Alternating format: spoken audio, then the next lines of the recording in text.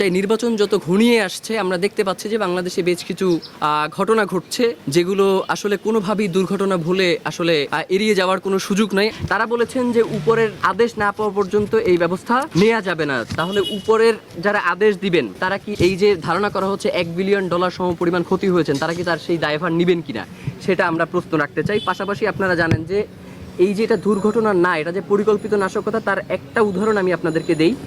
সর্বশেষ শনিবার শাহজালাল আন্তর্জাতিক বিমানবন্দর এর মাত্র একদিন আগে বৃহস্পতিবার চট্টগ্রামের সিপিজেট তার একদিন আগে রূপনগর শিল্প এলাকায় কেমিক্যাল গোডাউনে আগুন এবং 16 জন গার্মেন্টস কর্মীর মরদেহ উদ্ধার এবং আরও বেশ কয়েকজন নিখোঁজ রয়েছে। এর 2 দিন আগে সীসা তৈরির একটি কারখানায় আগুন লাগে এবং অগ্নিদগ্ধ হন 7 জন শ্রমিক। এর আগে 22 সেপ্টেম্বর টঙ্গী সাহারা মার্কেটে কেমিক্যাল গোডাউন আগুন এবং ফায়ার সার্ভিসের 4 সদস্য সহ 5 জন নিহত হন।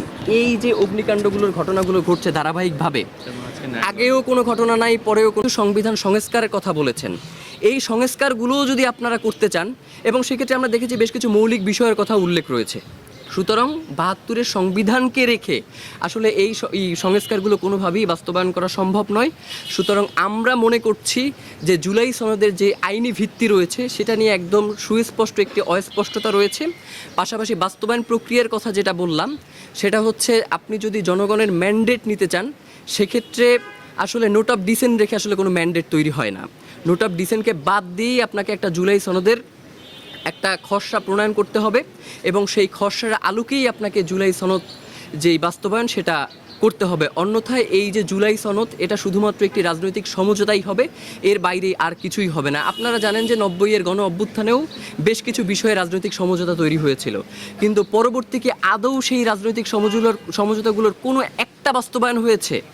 মিডিয়ার স্বাধীনতা বলেন বা হচ্ছে স্বৈরাচারী ব্যবস্থা যাতে আর কোনো পুনর্প্রবর্তন না হয়, এই বিষয়গুলোতে উল্লেখ রয়েছে। পরবর্তীতে কি আমরা দেখেছি কি দীর্ঘ 17-16 বছর ধরে শেখ হাসিনার স্বৈরাচারী শাসন আমাদেরকে মানতে হয়েছে। সুতরাং এই যে রাজনৈতিক সমঝোতা এগুলোর জন্য যদি সুস্পষ্ট কোনো আইনি ভিত্তি তৈরি না হয়, এর বাস্তবায়ন প্রক্রিয়া সম্পর্কে যদি কোনো সুস্পষ্ট ব্যাখ্যা না আসে, তাহলে এই জুলাই সনদ শুধু কাগজে কলমেই থাকবে, এর কোনো বাস্তবিক রূপ আমরা দেখতে পাবো না।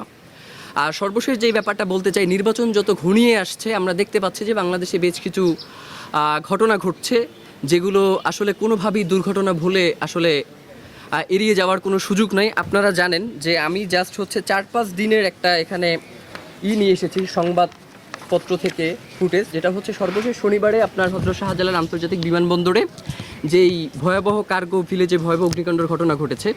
আপনারা জানেন যে শাহজালাল এয়ারপোর্টেই যেখানে অগ্নিকাণ্ডের ঘটনা ঘটেছে তার 50 থেকে 100 গজের মধ্যে